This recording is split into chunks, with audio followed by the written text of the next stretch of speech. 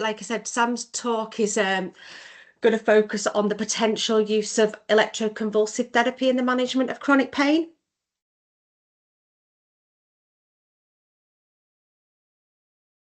Something's happening that's looking good. Yeah, I think it just takes a moment to load. Yeah, we're there. Great. Over Perfect. to you, Sam.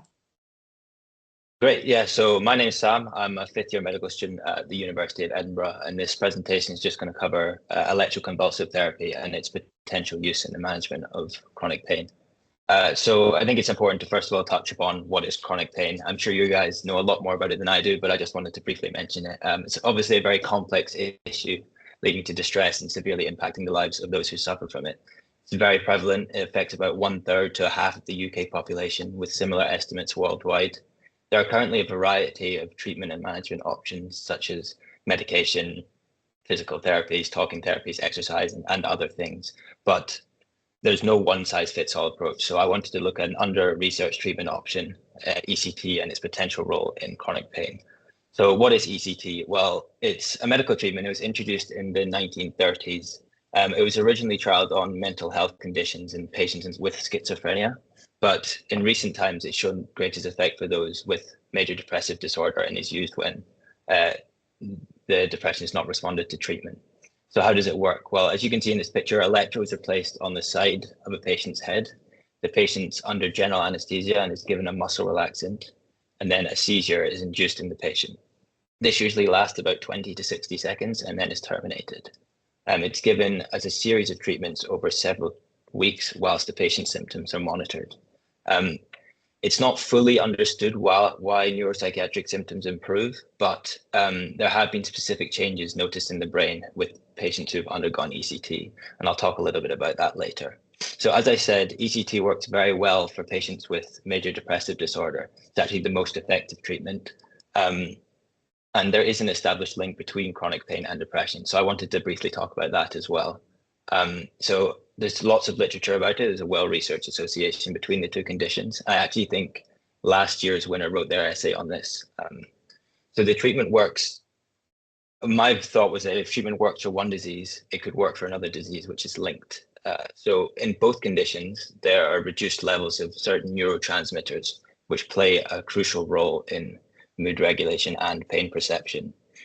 There's also been similar changes, kind of mechanical changes in the brain, and there have been overlapping neurobiological pathways noticed in the two conditions. This image here is a bit detailed. I just put it in to highlight kind of the depth of literature and the understanding about the link between the two conditions, but I'm not going to talk about it any more than that. So how does ECT work in the brain? Well, it's known to affect and increase the levels of different neurotransmission systems. So chemicals such as serotonin, dopamine, and adrenaline have been shown to be vital about pain processing within the nervous system. And ECT has been referred to as resetting the brain. So it affects structures such as neurons, synapses, dendrites, and the vasculature. And it's known that dysfunctional neural pathways play a role in chronic pain. And ECT, which could reset these pathways to a normal state, could reduce the pain experienced. It's also been shown to have an effect on the endogenous opioid system. A study in rats, where rats had been given ECT, showed that ECT had similar effects when rats were given opioids, which I thought was quite interesting. So it's known that the endogenous opioid system plays a large role in pain modulation and perception in chronic pain conditions. And the effectiveness of this system is decreased in chronic pain, which can lead to kind of a reduction in natural pain relief. So ECT, which could disrupt this malfunctioning system, could be useful in the management of chronic pain. So these images here I just took from the Journal of Comic Scholarship. I thought they were quite interesting, and they were talking about exactly what I wanted to talk about. So I'll briefly touch upon the current evidence about ECT and chronic pain.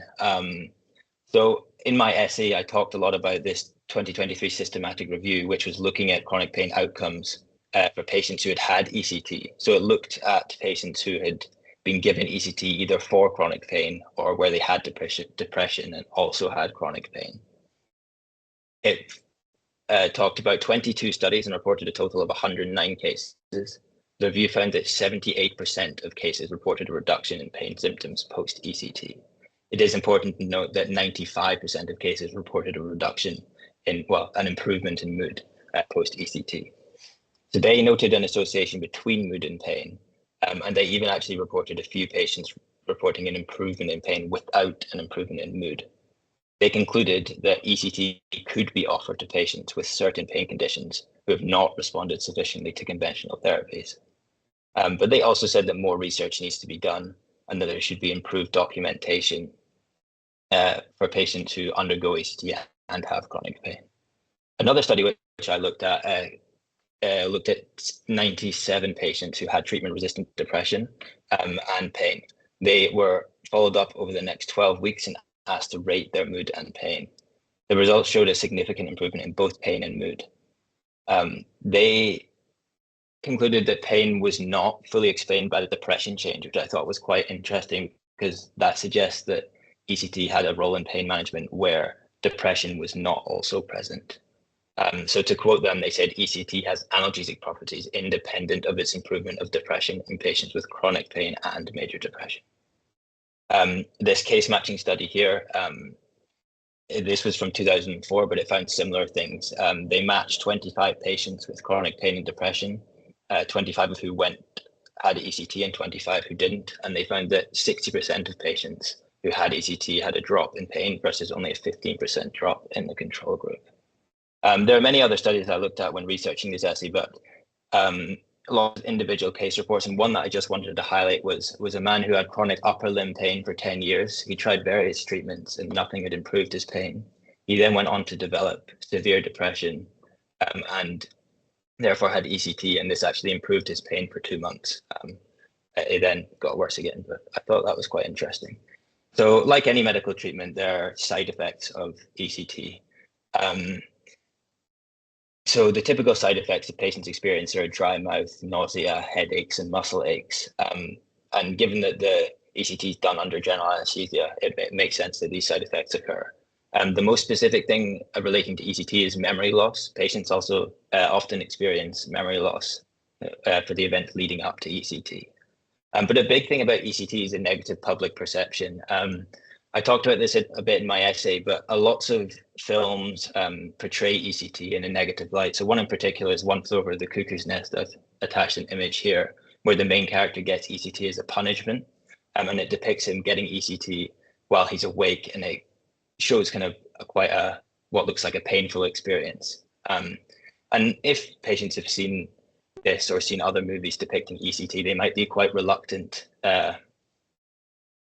to consider it as a treatment option, especially something where ECT is not really being used like chronic pain. So what did my conclusion about ECT and chronic pain? Well, as there is an anesthetic requirement, compared to some of the other approaches for chronic pain, it would make sense that this would be a last resort, which is the same approach as is used in depression. But definitely it's true that further research is required. And I think it could be possible to do a randomized control trial in patients who have severe life-altering pain, where nothing is helped to improve the pain, where a group could undergo ECT and a group could not undergo ECT.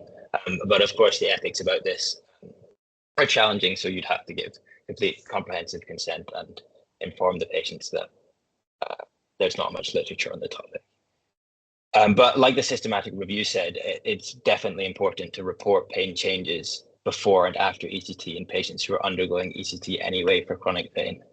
So by increasing the scope of the literature, this will give a better idea about how ECT could be used in chronic pain. So that's me. My conclusion, chronic pain is a debilitating condition, not only affecting physical health, but also mental, emotional, and social well-being. It's critical that there are a wide range of treatment options available to help those suffering with chronic pain. ECT is a well-established treatment which works exceptionally well in a variety of psychiatric conditions, particularly depression, where there is significant epidemiological and pathophysiological overlap with chronic pain. So with further research and a stronger evidence base, ECT has the potential to be an instrumental addition to the management of chronic pain, offering symptom relief and improving the quality of lives of those suffering with chronic pain. And here's my references. Thank you.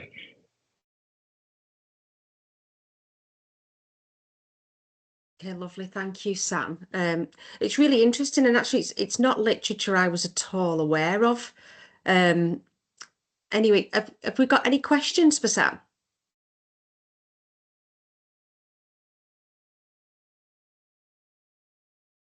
Christian?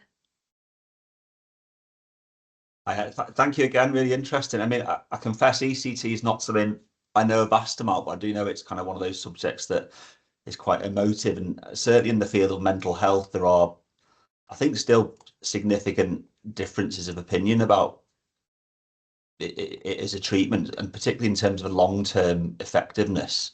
I just wondered if your reading had indicated whether there is any evidence that it can have any long-term impact on chronic pain, or whether this is, again, really the only evidence so far is that it's quite a short-term effect, if that makes sense. Yeah, I think it's hard to know because it's not really been used for chronic pain. And as I kind of touched upon, the documentation around patients who have depression and chronic pain, the documentation about how their pain is kind of improves or doesn't improve over time, it's not really that well written in the literature. But it's the same for depression. The patients often have a course of ECT kind of over 12 weeks, and then their symptoms will improve for maybe a year, and then it will get worse again. So yeah, it's not really known, or I didn't come across anything specifically about the long-term effects, because even the literature about the short-term effects is not that great. So, Have we got any other questions for Sam? I think I was going to ask you, but I think you've already answered it about how much do you know it's used already for chronic pain, but I think you've kind of answered that, haven't you, that it's not directly at the moment. yeah, only for patients who have depression and chronic pain, or any other condition and chronic pain. Yeah. Okay. Right. Thank you, Sam.